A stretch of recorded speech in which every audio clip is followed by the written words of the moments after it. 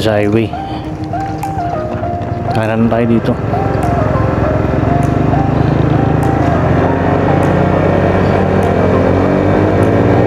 Ngayon ano, mahabang diretsong daan, may konting paliko pabalik.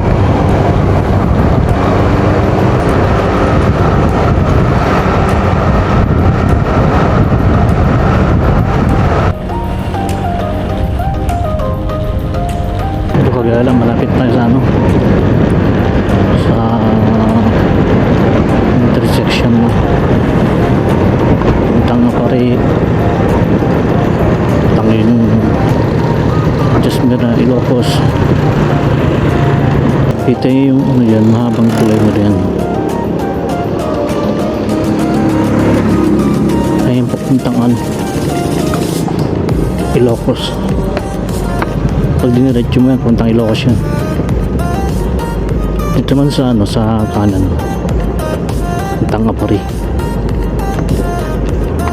So kaliwa tayo. Ano tayo kain sa ano, Tuguegarao City. Tikpan natin yung pinagmamalaki nilang Batilpatong, ang bayan ng Tuguegarao. Simula Santa Teresita hanggang dun sa intersection ng ano, nabot kami ng mga 30 minutes. Takbo lang namin, naglalaro lang sa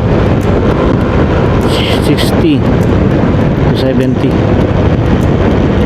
Tsaka sa mga ibabalak magbiyahe ng Santa Ana, lumasyal, kailangan kumpleto kayo sa Papeles dahil maraming mga checkpoint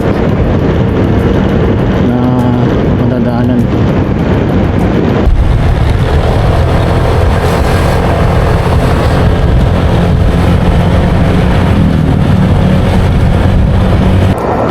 Ayan guys, tulad yan, mga checkpoint.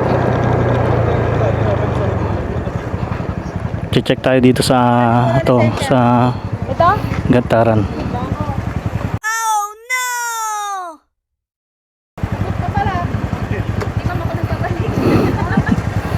Pero mabait mga checkpoint dito. Sila mga sir. Ano po?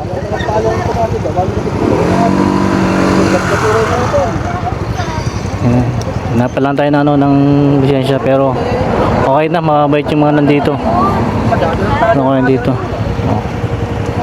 Ma'am, salamat ma'am. Thank you po. Sir, thank you.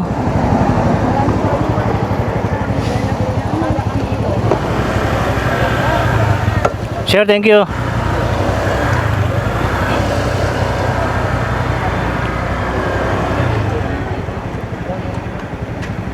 So ayan guys, tulad ng sinabi ko kanina,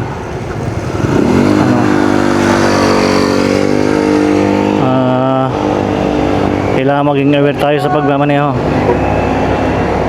Mga kagala, pinara tayo ng mga checkpoint sa gitna ng daan. So guys, mababait naman yung mga nag-checkpoint ng mga pulis. Hindi naman tayo kinakabahan kasi kompleto naman tayo. Meron tayong mga lisensya at saka rehistro. Tinutuloy na bumagsak.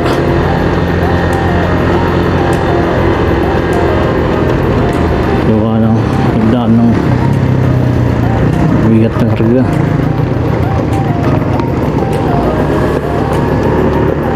Minsan kasi yung mga biyahe ng mga bigat, hindi sila sumusunod sa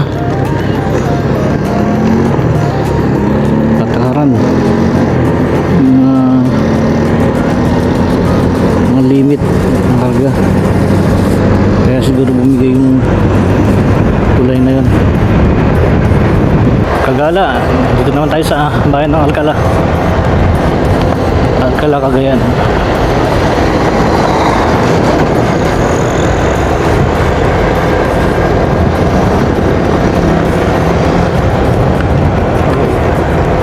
Ganda dito, oh.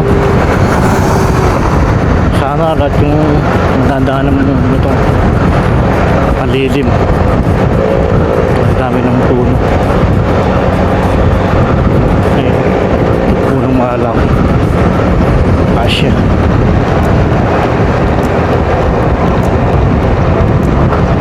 Mga kagala, pinabaybay pa rin na itong bayan ng Igig. Puntang Tuguegarao City. Mga ano pa, mga 20 kilometers na tayo makarating ng bayan ng Tuguegarao City.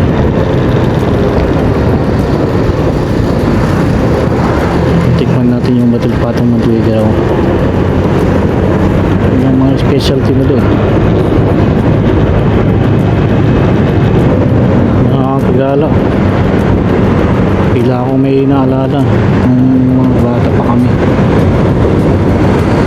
Mga transportasyon noon. Kaedad siguro ako ng 10. Pumunta kami ng simbahan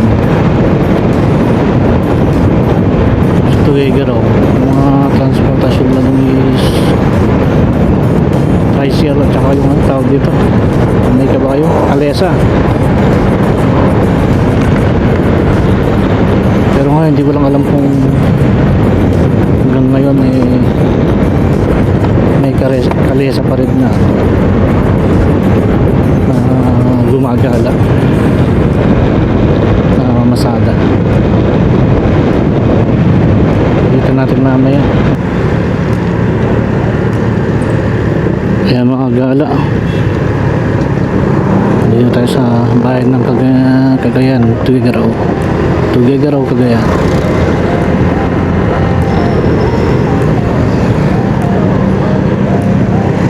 Kaya mga gala, kanan tayo dito. Dito yung ano yung pinagkakainan namin na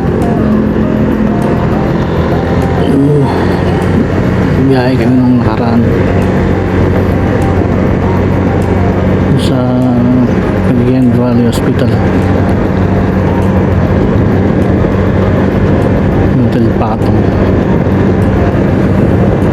Specialty na mga Tuguegarao City.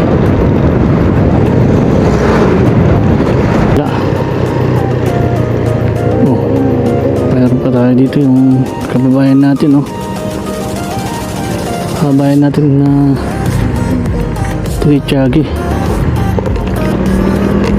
Rescue.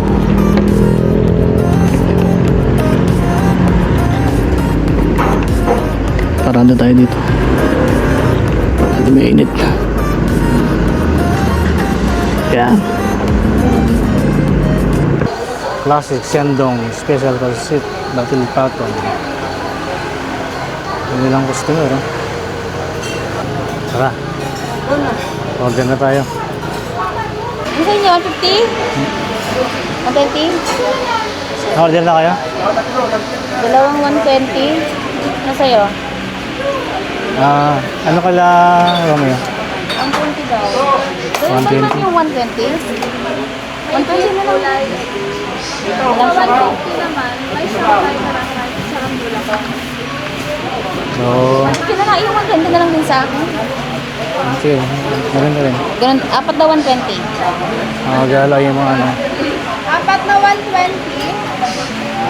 mga presyo ng mga batil patong nila. Ano 150? Pwede ba? Isang ko. So, mga gala, yung mga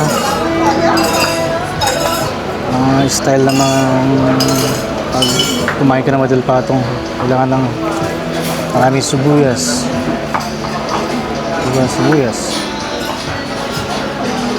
Sili.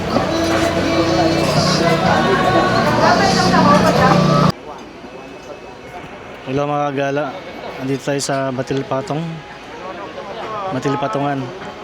Mayroon tayong mga kababayan na kakain dito sa classic na Sendong Batil Patong. Mga Tiagui Rescue. Bayan ng Tiagui. Mga kababayan namin. Kain din sila ng batil patong. Shout out po. Hello.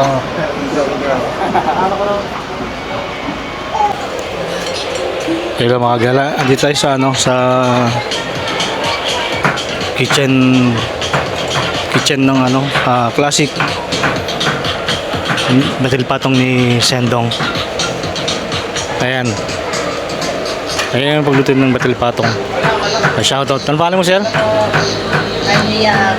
Oh, JR ng yan ang cook ng ng batil patong ng Sindong Pansiteria, Jomars. Okay. Yan. Ang cook ng Sendong. Natagpuan dito sa Tuguegarao City, Cagayan. Ayan mga gala, magsiserve na si sir. Ito yung yung pang nila. Tawag dito, sir? 180. Overload.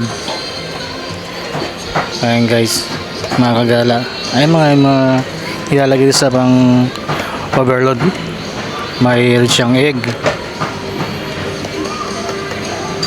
Ayan mga kagala.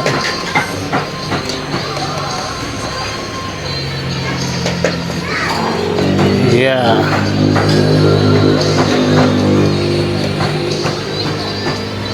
Yung mga plato na dito, may mga design Yung mga square na ito yung mga pang overload nila. Yung 180, meron yung mga pang 150. Ito, yung pinggan nito mapapansin nyo. Iba yung kulay. O doon sa sa isa. Ito yung pang 120 nila. So, tingnan natin kung ano yung mga ingredients na lalagay sa mga 120, 150, tsaka 180. And lahat yan, lahat sila may egg. Nilalagay ng mga gulay. Gulay ito, parang sprouted munggo. Ay, sprouted munggo nga. Ayan, mga sprouted munggo. Ayan.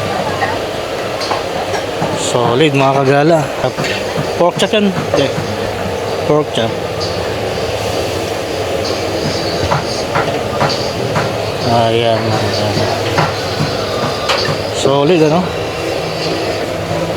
solid mga gala. Sulit na sulit to pagka lima kumain kayo dito sa classic Sendong ng batil patong ng Tuguegarao City. Ayan mga gala. Ito yung 120 nila.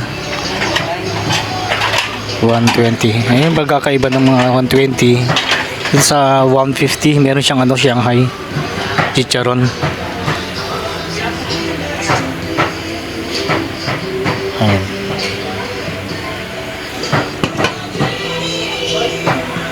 Nalagay nila mga gulay, additional gulay. So yung sabaw. Wow, sabaw.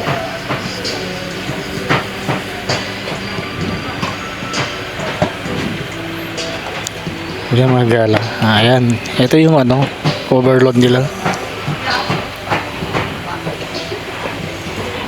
Meron siyang chicharon bulaklak. Tsaka pitong liempo. Ayan. Mga gala, sulit na sulit to. Overload nila, napakamura lang. 180. Okay. Ayan mga kagala. Pagka nadaan kayo dito sa Tuguegarao, kain kayo dito sa classic Sendong batil patong ng Tuguegarao City. Ayan. Siyempre kay Sir JR. Hello po. Hello. Okay. Sana po kayo dito. Special batil patong ng Tuguegarao. Ito mga gala. Ito yung batil patong nila na pang 120 pesos. Ayan guys, sulit niya mga kagala. Meron isang libreng sabaw. Ayan mga gala.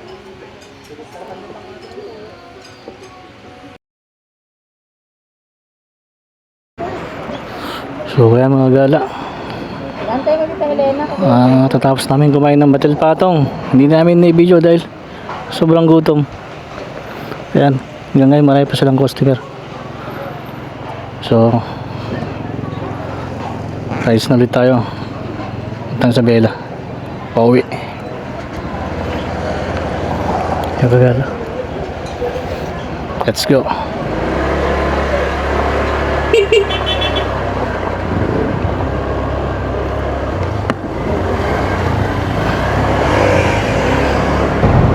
Sarap ng batil patong nila.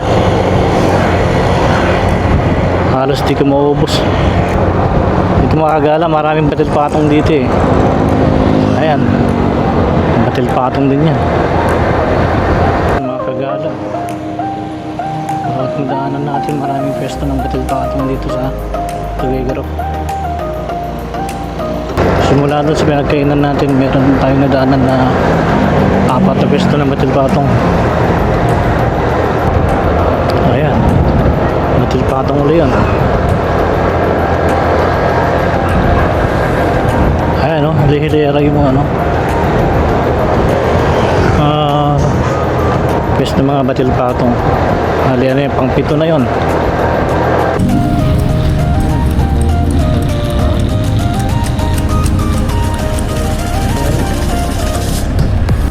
Meron pa natitirang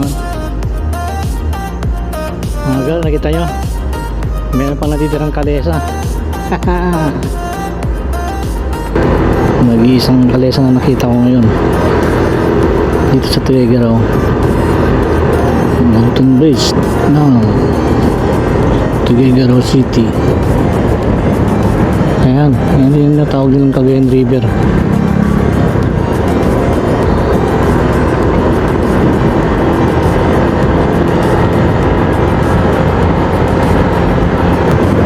Kailan kaya tinayo itong tulay na to?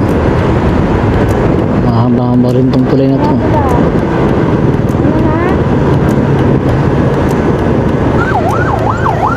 May ambulance. Pagilid tayo. May rescue.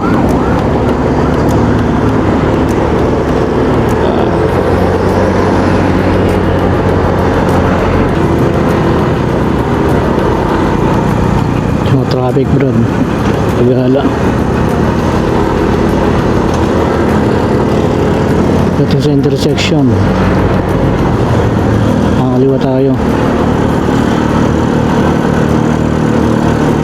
Bakit kaya matraffic? Ay! Baka siguro ang may ang aksidente.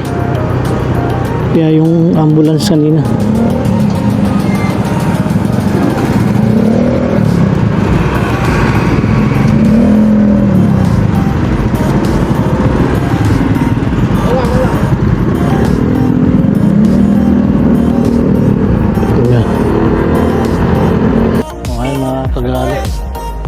Mga kasama natin.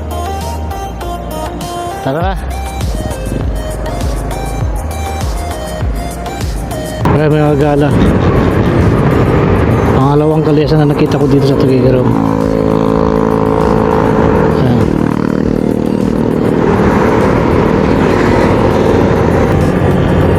Nagawin na yung papuntang Santa Maria at Kabagan. Ito yung junction ng Santa Maria.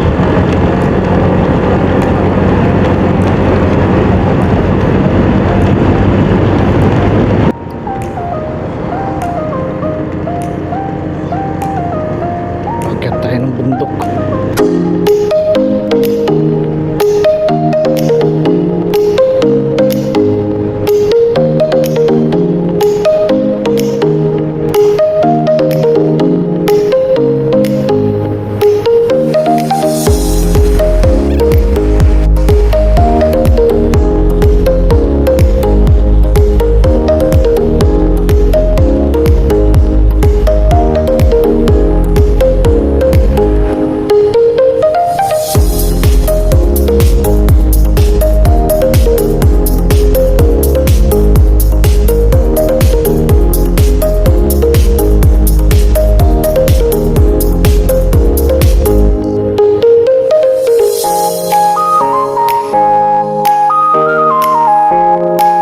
mga kagala. Makapagpahinga tayo konti. Galing Cagayan. At washingan natin si Puti. Puti ang pinangalan ko dito sa motor. Honda Click 125 version 4. Sa mga nagtatanong kung ilang litro na konsumo namin ng gas, balikan, nasa 15 liters siya. Balikan na yon. Bali pumapatak na 590 plus kilometer. Sama na yung pagpunta ng Gonzaga sa Tarlac Beach rock formation. Bali 3 days and 2 nights kami dun. Talaga yan. Sa naman, sa allowance or pagkain, medyo nakatipid kami kasi may kaibigan kaming natuluyan doon. Wow! Bali, ang konsumo namin is nasa 6,400. Okay! Hati-hati kami ng 8. Pumapatak na 800 bawat isa. Hindi naman bigat. Sa akin, importante eh. Nag-enjoy ako. Nag-enjoy kami. Sa mga nagbabalak gumala sa Santa Ana at saka dun sa Gonzaga sa Tarlac Beach and Rock Formation, advice ko lang kailangan maging kumpleto kayo. Lisensya, rehistro, siyempre yung kondisyon ng motor kasi mayroon magkabila dyan sa daan. Ito ang pinakamahalaga, mga kagala. Bago bumiyahe, nasa biyahe o sa pag-uwi, huwag natin kakalimutan si Papa G nasa taas. Nagabayan tayo sa daan, iiwas sa aksidente at yung ating nalusugan. Yan, mga kagala, salamat sa panonood. Pa-follow naman yung page ko, Kagala Motovlog, at pa-subscribe na rin sa Kagala Motovlog sa YouTube. Subscribe and follow and share. Hanggang sa muli, salamat.